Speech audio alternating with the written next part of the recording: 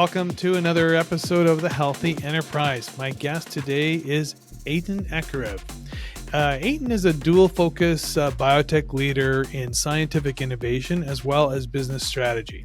He has over 17 years of experience working with top-tier academic institutions and leading biotech companies. So he's going to share his personal journey with us today, and let's get started. Welcome. Thank you for joining me for this episode on The Healthy Enterprise. So, for our listeners, why don't you introduce yourself and give everybody a little insight as to your background and where you are right now. Thanks, Heath. I really enjoy it. Thank you for inviting me. I enjoyed the opportunity to kind of share my experience with you. I'll Perfect. tell you a little bit about my background. So in my core, I'm a scientist. I'm a trained biologist. I did my undergraduate in Israel and did a master's at the University of Toronto. Spent 2 years in the cold weather. And after that, joined Yale University as a PhD student working in the field of immunology. I have a family background of autoimmunity, which kind of pushed me towards that field. I joined the famous lab of Nancy Ruddle, who was one of the pioneers in multiple sclerosis, and had the opportunity to work in the field of autoimmunity.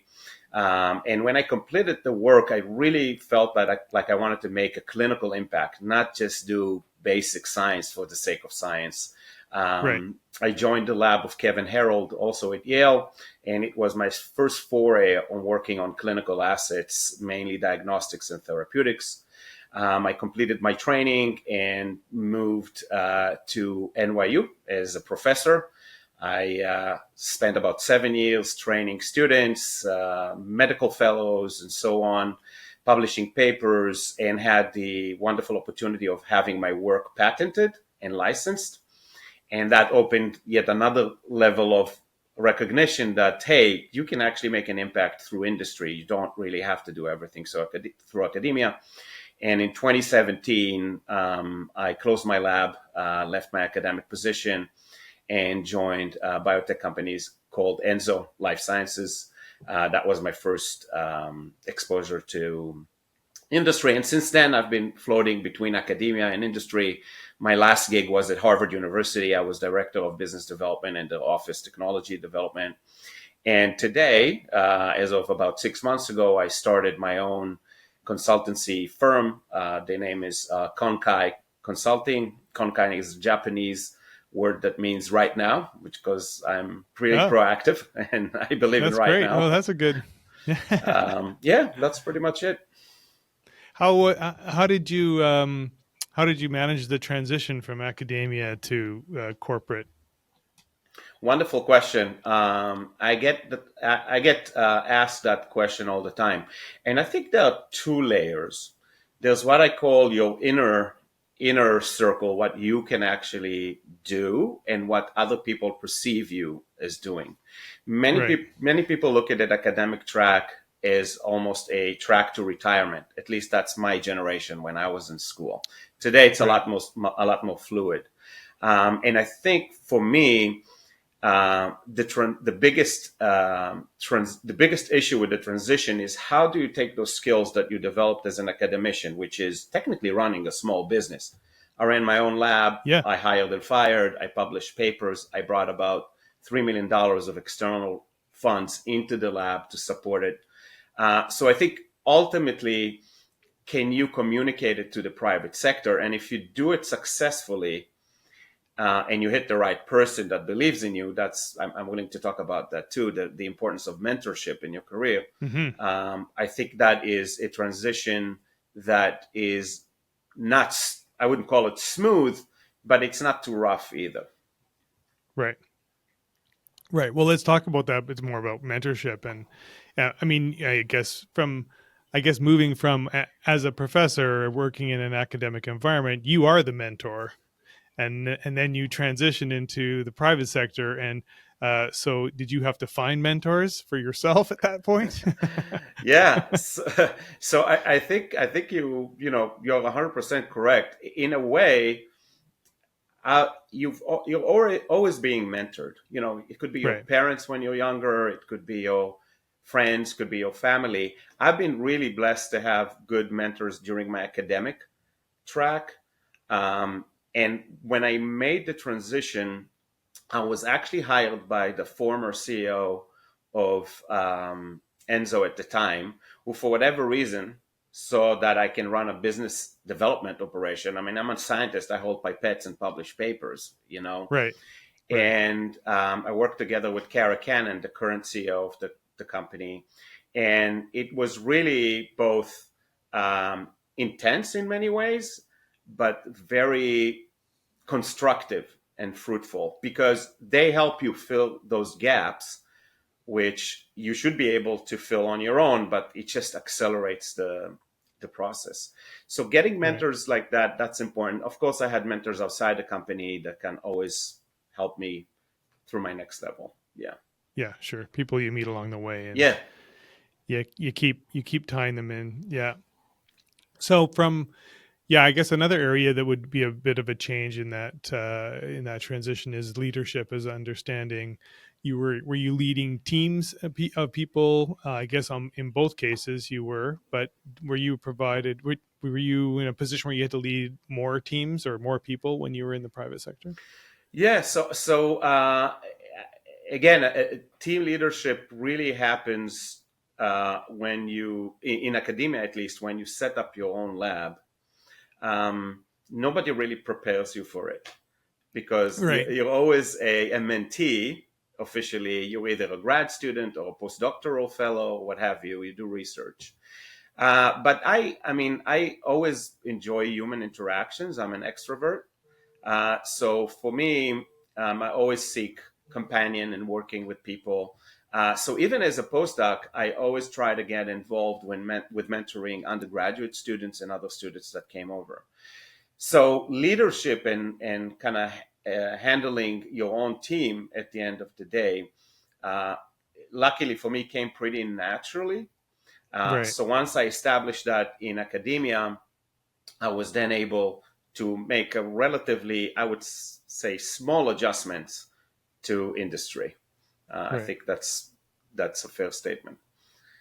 Well, that's probably having a characteristic or some innate talents at working with people, managing people. I mean, because being put into a position like that, now you're now responsible for outcomes, and also having to make hard decisions. Like if you bring someone on board and that doesn't work out, you have to let them go, and having hard conversations. A lot of times, that's what people really struggle with is getting through those days and those situations, because those can be difficult. Absolutely, absolutely. I would add that um, luckily, I mean, I really go by my gut at the end of the Yeah, day, and I instinct. can count on one hand situations where the people that chose me or I chose them to work together didn't pan out. I mean, I believe in a lot of the kind of the Far East philosophy that every stick has a use, a short stick, a medium-sized stick, and a long stick. You just have to kind of understand where everybody Right. fits and get the most out of them. So Right. yeah. Yeah. Yeah. That's a good theory. So you talked about a patent that you had done. Is there something around that you'd like to share with us about?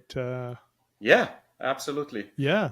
Yeah. Uh, Fill me in with that. yeah. So as I mentioned, my transition into research was because of family history of type 1 diabetes, actually. Mm. Apropos Toronto, when I finished my undergrad at Tel Aviv University, I decided that I'm going to go to the place that actually discovered insulin. That was my Oh goal. yeah, that's right. Yes, so it was discovered in the 1920s by Banting and Best, and I was actually blessed to work with Dr. Mladen Vranek, who was since passed, who was one of the mentees of these two Nobel Prize winners and saved countless lives. It's just Wow, amazing. it's just Yeah. amazing. So I've been always kind of focused on autoimmunity, specifically on diabetes. And when I joined Kevin Harrell's lab, as I mentioned at Yale, when I was working on clinical assets, the Juvenile Diabetes Research Foundation came up with what's known as an RFP, or request for proposals, asking the scientific community to find a biomarker that can detect type 1 diabetes earlier. Because unfortunately, even today, the only way that you know that a person has type 1 diabetes is when they either have very high levels of sugar in their blood, or Right. they're ketotic, or they went into a coma. I mean, it's really a hard diagnosis. Yeah. So working together with him and researchers in cancer, we took a biomarker concept that measures the level of DNA released from cells into the blood. And not to get too technical, you're able to then identify if you're losing a lot of cells in your body or not. Right. And that was very novel for outside of the cancer world. That was patented. We actually published it in the Proceeds of the National Academy of Sciences back in 2011. And when we got the patent, I worked together with the Yale Tech Transfer Office, and we ended up finding a company. At the time was called Islet Sciences. Today, their name is Key Health, and they are taking this concept and they're bringing it to market, not just for Wow. diabetes, for a multiple of other biomarkers to look at. Right. Yeah, so that's been a nice. Yep, go ahead. Yeah. Sorry. Is that indications now that diabetes can be identified genetically in before symptoms actually start to present themselves? It's a great question. People with first degree relatives with type 1 diabetes are certainly more susceptible to the disease. But if you wanna talk about stochastic and craziness in nature, concordance twins, these are identical twins, don't really. I mean, they're the same person, just split into half. When you come to think about it, one can become diabetic, and there's only 50% likelihood that the other one will become diabetic. Is that right? So it's wild. It's just beyond our comprehension from a scientific point of view. I mean, there's lots of conversation around the whole, when a gene gets turned on or off that that is for a particular disease. It may be there, but that the gene has not been activated, and therefore, maybe that's part of the knowledge, right, of understanding what gene will turn that off and turn that on. Exactly. I think it's the term for it is epigenetics, which technically changes the gene after it's being expressed, even if it ever gets expressed. But I'm a firm believer in environmental factors, because the example of the twins just tells you that maybe they get exposed to different factors, maybe their eating habits are different. So we know Stresses, that it's trauma, stress, trauma. else. You got it. Just your life experience doesn't just work on your brain; it works on the rest of your body too. Yeah, right. Now, Key Health, that was the company that they changed their name to. And isn't that where you are now again? Yes. So that's very so observant. Things come full circle, hey? Yeah, exactly. So the company is today led by Jenna Anderson and Robert Moons as co-CEOs. Really talented, energetic, young founders. They took over the company a couple of years ago, and they've asked me to join the scientific advisory board, which is a great privilege and pleasure for me, because I get to still stay involved. Yeah.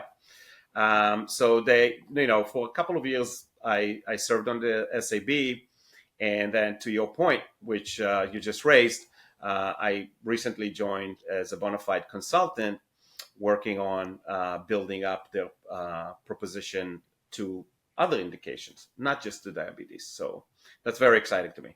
Yeah, very exciting. What kind of what are you seeing has changed? What innovation is coming through Key Health now that or maybe is a surprise to you, or something you haven't experienced before? Or?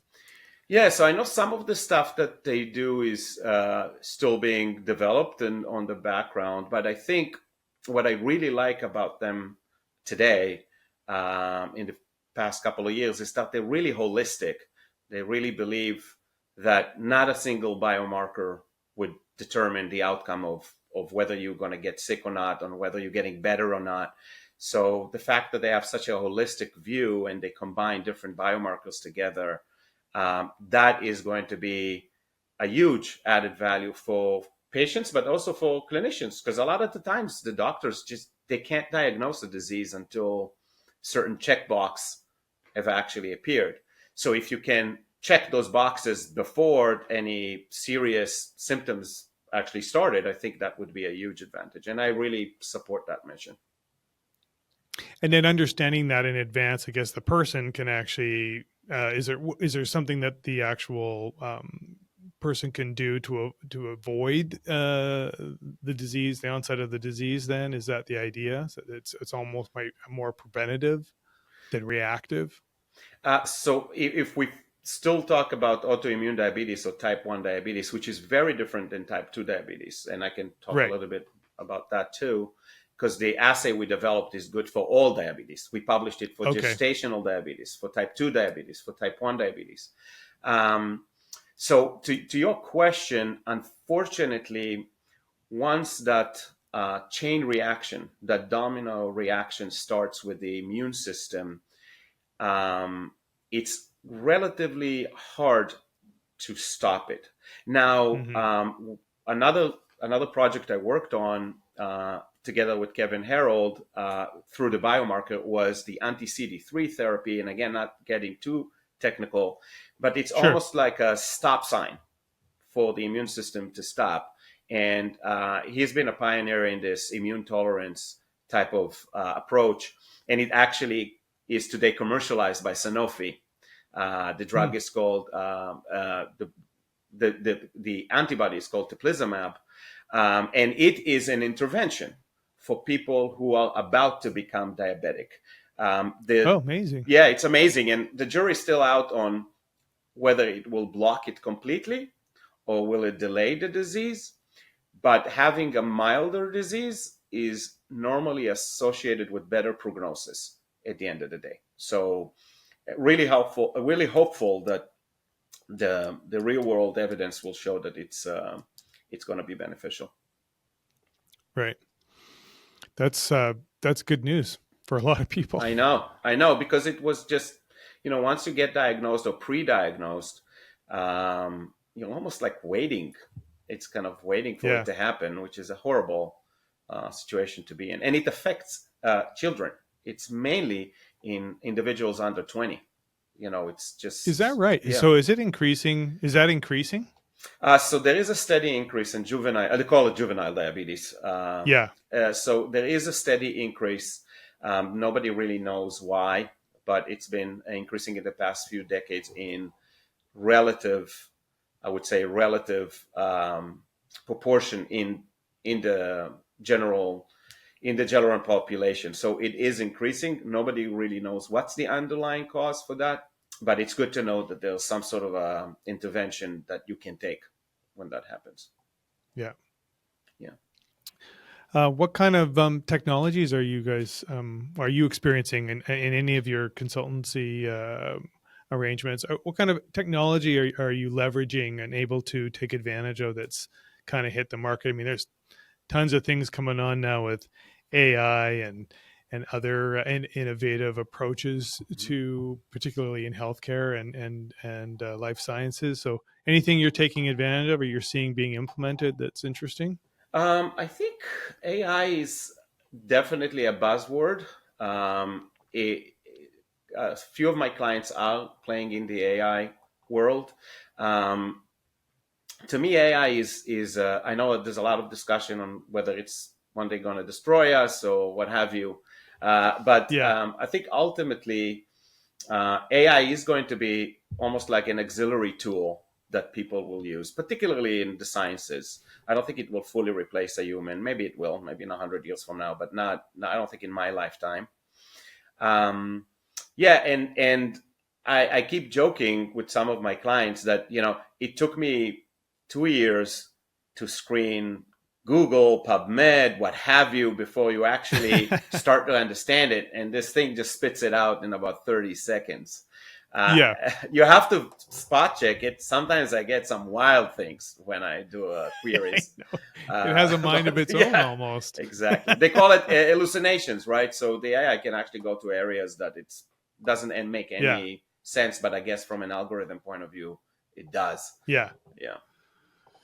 Yeah, a point was made in a chat the other day I had, was that the thing we can't compete with it, and was probably the greatest benefit of it, is that it is the greatest, potentially the greatest collective resource of information, Hmm. because to be able to glean and potentially for the future of healthcare and health related industries, that being able to collectively bring all of the intelligence and the studies and the research and the data into a place like in AI, where it can be processed very quickly and information can also be found very quickly, Hmm.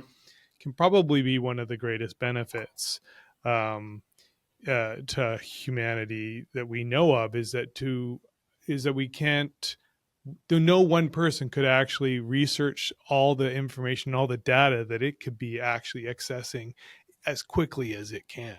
Exactly. Exactly. It's just the game of saving human hours. That's really Yeah, how I define it. You're just saving a lot of human hours. Yeah.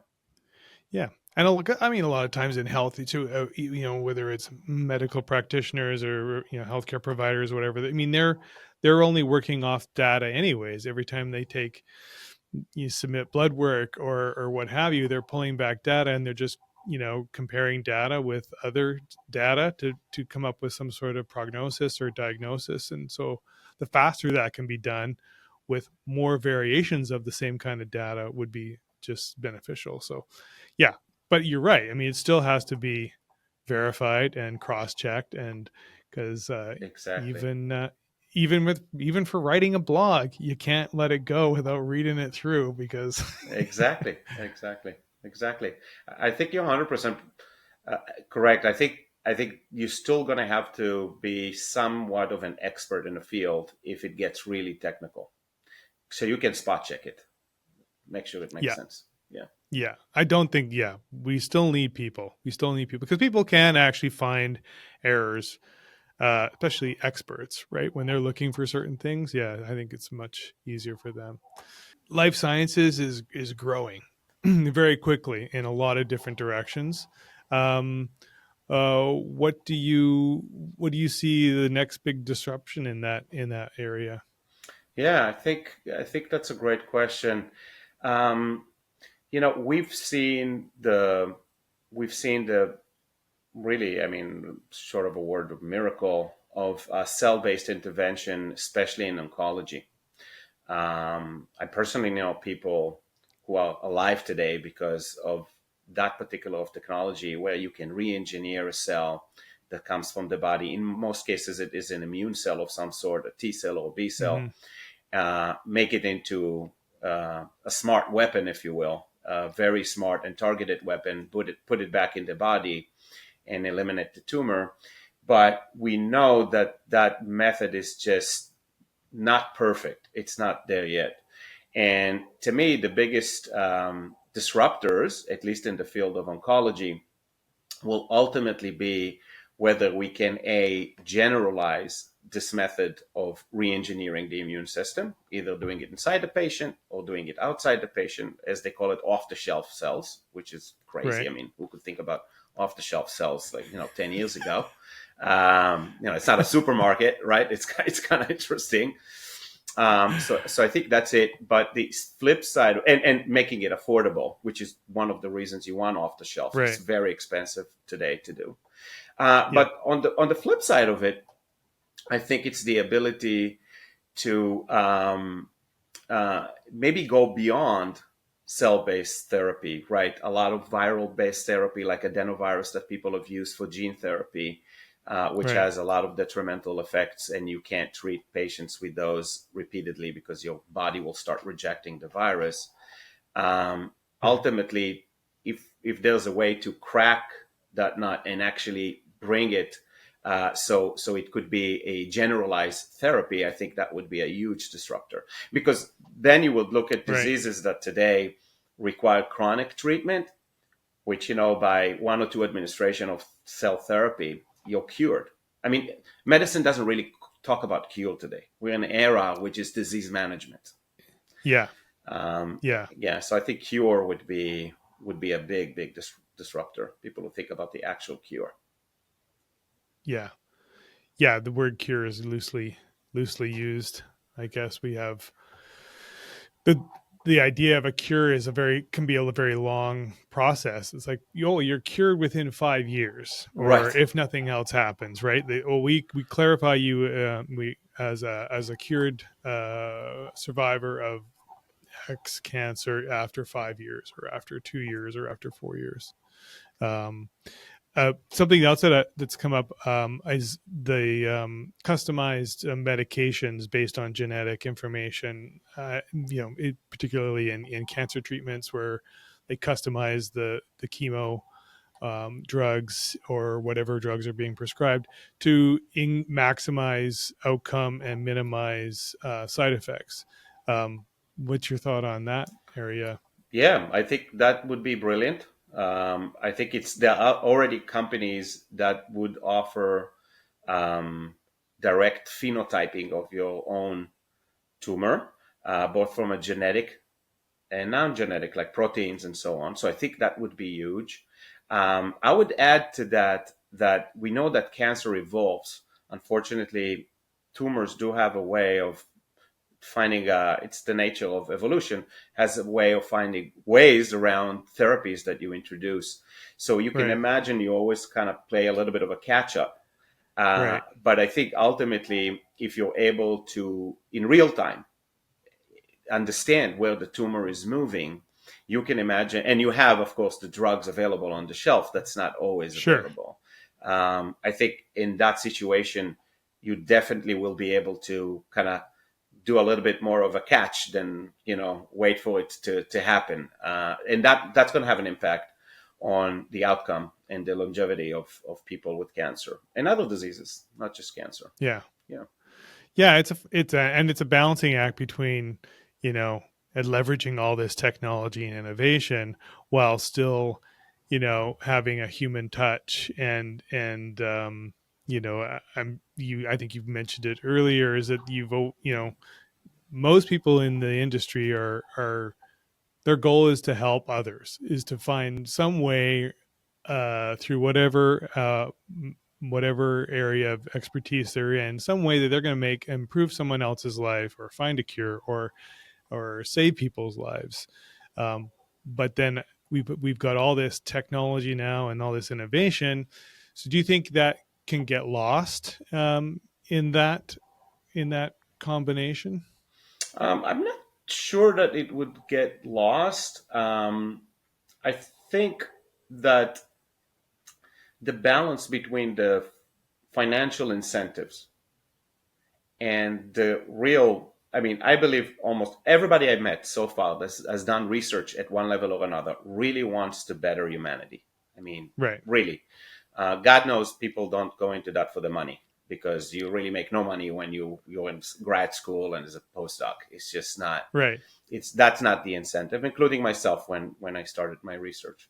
So I think you always, when I meet with patient advocate groups from time to time, you actually see the push and pull between, yeah, we really want to cure every rare disease under the sun, which is great, but it takes billions of dollars, not millions, but billions of dollars, to get a clinical trial done properly Right. and actually get approved by the FDA.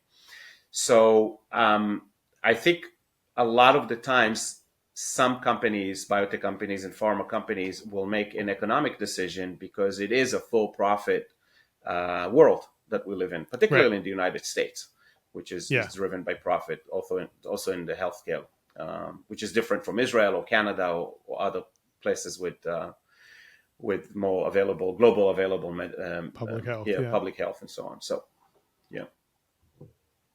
Yeah, that's interesting.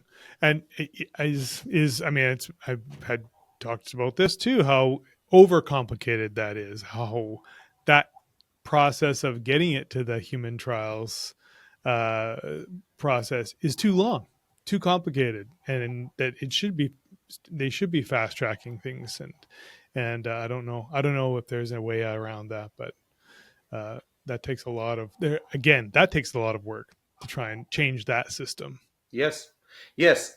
So the when you bring a drug to market, you have the preclinical work, which they call as pre-IND. Then you apply for an IND with the FDA. I'm using the US as an example, and then starts that long process of phase 1 to phase 3 in order to bring the drug to market.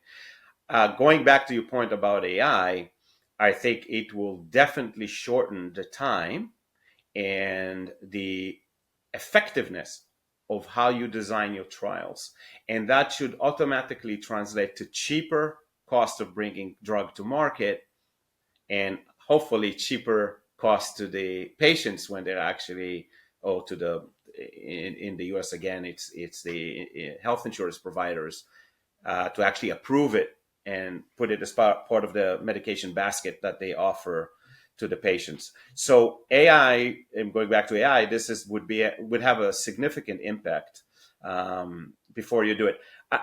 I genuinely believe that my thesis, which took almost 5 years, I could have probably finished it in 3 years if I was a student today. Is that right? Yes. Really? Yeah. Huh. Particularly when it comes to data analysis. I mean, some things like experiments will just inherently take long. Right. But by the time you get they get the data, clean it up, do all the stats, I think AI would have shaved months of actually doing the work.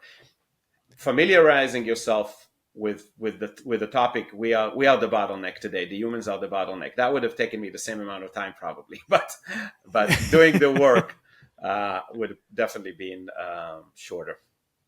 Yeah, that's a good point. Yeah, that's a good point. So there will be areas where that could actually save us a lot of time, a lot of money, a lot of effort. Absolutely Particularly, significant. the data crunching. Yeah, Yeah. yeah, that's interesting. What about new people coming into this industry?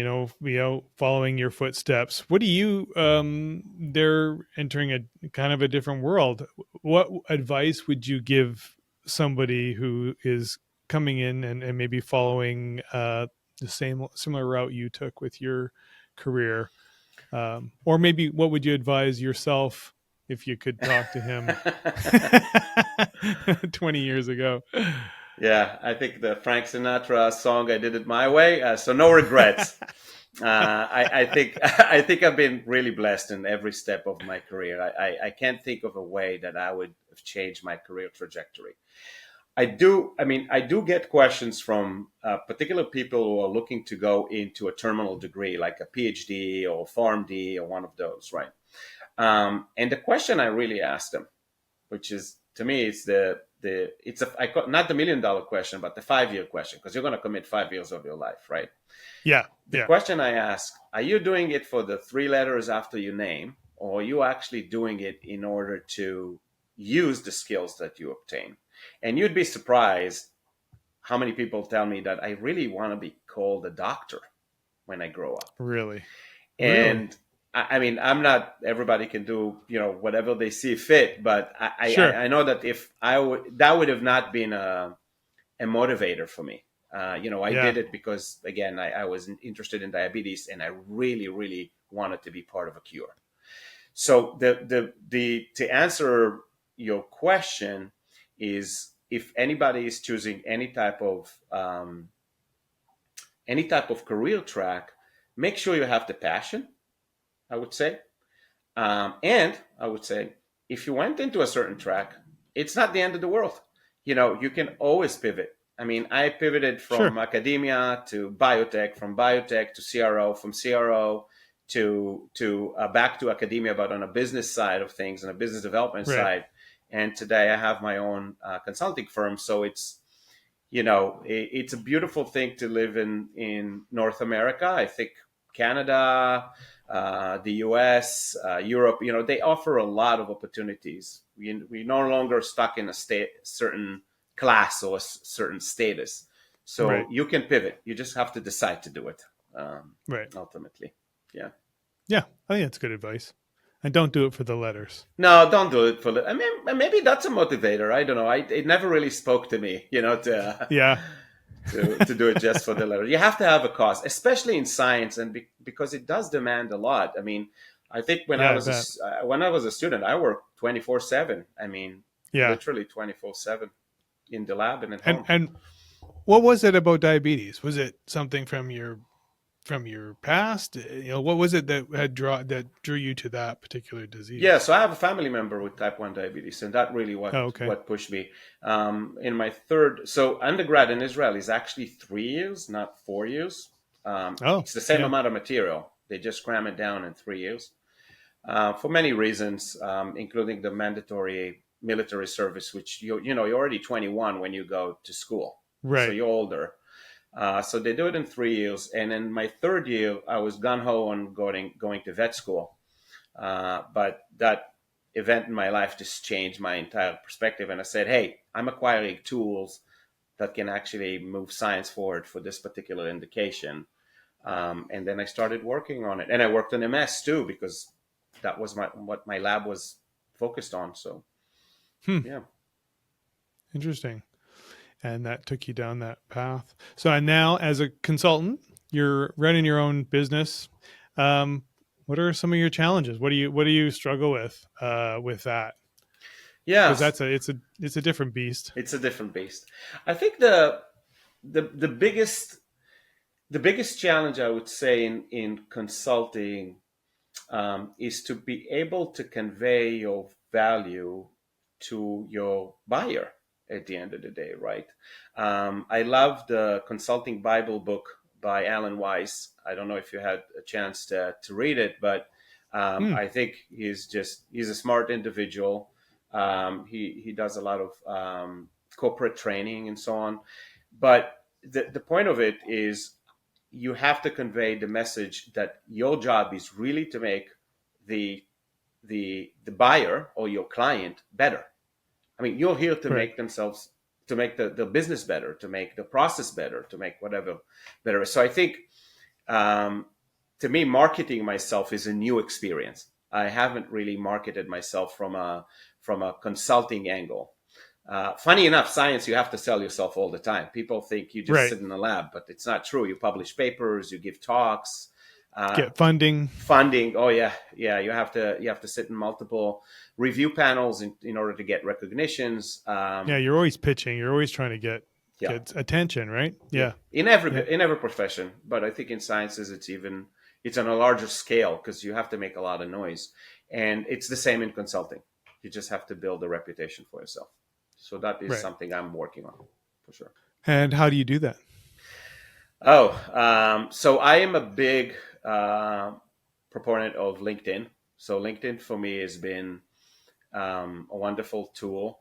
I've almost always been a LinkedIn Premium subscriber, whether it was Hmm. paid by my former employers. Today I pay for it through my Yourself. company. Yeah. So I think that is very, very important. This may sound a little bit of an A-type comment, but I'm a big believer in CRM, which is customer management software. Yeah. When you run your business as a sole proprietor and you don't have a bona fide team that works with you or under you or above you, you don't have a secretary, you're your own secretary, you're your own marketer, you're your own, of course, you have to provide the services that you commit to. Sure. Using a CRM just helps me keep everything in one place. So I can you almost have to be bipolar. You have to kind of Yeah. one time, jump on a call and talk to somebody and then back off and say, okay, what do I have in my pipeline? Who do I need to talk to? How can I beef it up? Right. And so on. So yeah, I It's know a it's lot to very juggle. yeah, it's a lot to juggle. I know it's very anecdotal, but CRM made a big difference in my operation. Which one do you like? So I actually use Salesforce, Oh and yeah. not to say that it's the best out there. I heard that there are other platforms, but it's just a force of habit. I've used it for so many years. They have kept up with technology. They have a beautiful AI tool. I get no payment for promoting them, just to put it out there. But No, no, they're really you good. know, and they're not a sponsor of this Yes, show either. yeah, that's true. Maybe we should talk to them. Yeah, yeah, CRMs, there's no the CRMs and project management tools. There's no one that actually does it all. It's like there's one for each industry or each personality type or whatever. Like, and so try and get everybody on board to use the same CRM and like it, or the same project management tool and like it. Like, oh God, I don't know how many I've gone through in the many years of running I an betcha. agency. It's like, they're just yeah, it's just hard to match them up with everybody. You can never know everyone. It's never everyone's never happy. It's like That's true. it's something doesn't work, right? That's But true. they are very effective tools. You're right. I would agree with you on that one. Yep, They do. It's a great place to consolidate the data or the information on each customer or client or project or lead. Yeah, yeah, exactly, I do agree with exactly. that. Let me hear your elevator pitch then. If you're talking to me and you're wanting to get me as a client, how do you present yourself? Yeah, I think that's a good point. There's not there's no single elevator's pitch. I think that goes back to your point about my career track, which is really Yeah, diverse, right? From yeah, basic science to clinical science, and obviously to business development. So for clients that are looking for my services in the BD side of things, in the business development side of things, I normally try and I normally tell them that I'm going to be a door opener. So because I'm located in the greater Boston area, I'm about 40 minutes, 45 minutes north of Boston. Boston yeah, today is the mecca of biotech, yeah. you know. Biotech hub. Yeah, Yeah. yeah, And when I was at Harvard, I mean, we had universities from all over the world asking, what's the secret sauce? And the secret sauce here is money, great academic institutions, and pharma. And when you put mm, this in biotech and you put them all together, right. it's a winning combination. So I use my 5,500 first connections on LinkedIn to open doors Yeah, and kind of introduce the value of my clients. I will never onboard a client that I do not believe in the product or platform. I right. just will never do it because I want to bring value to the buyers of that client, and I want to keep obviously my reputation intact. So it's kind of a balancing. So all of my clients are people that I strongly believe in what they have to offer, and that is what I tell them. I really have skin in the game. Most Yeah, consultant people think about consultants as an outsider. yeah, For me, it's a real commitment. I have skin in the game. Um, yeah. You care about results. absolutely. And how can I make my Yeah, client's situation better when I'm done with my 6 months or 12 months yeah, or 2 year project? They're gonna look back at me and say, "Hey, Eitan, you did a great job. If I have something else, I'm going to hire you again." That's the best outcome that I can expect. yeah. That's when you're building bridges that moving forward, there you can always rely on, and vice versa. They can rely on you too. Yeah, Absolutely. that's great advice. I mean, that speaks to your leadership vision and your leadership ability too, is you probably infuse that into your work and the people you work with, and that's gonna go that's gonna carry on forever. Yeah, Yeah, yeah, yeah. I think work ethics is something that you build as a scientist because you have to be very persistent, and 90% of your experiments will fail. So you develop a real thick skin. yeah, Yeah, yeah. And failing is where the learning happens, right? exactly. Much more than Yeah. success, for sure. Well, I think your diversity too in your experiences and the areas that you've waded into and tested out, would you bring a lot of variety to the table. So I think that's probably an advantage, rather than just having done one thing for a long period of time. Hmm. Then you become a bit too niche in that sense. But yeah, yeah, I can see all that adding up. Sure. Um, Eitan, this has been a really great conversation. I really appreciate your time. Is there anything you want to, any final thoughts or takeaways for anybody, or anything we haven't talked about that you wanted to chat about? No, I think this was really nice and comprehensive.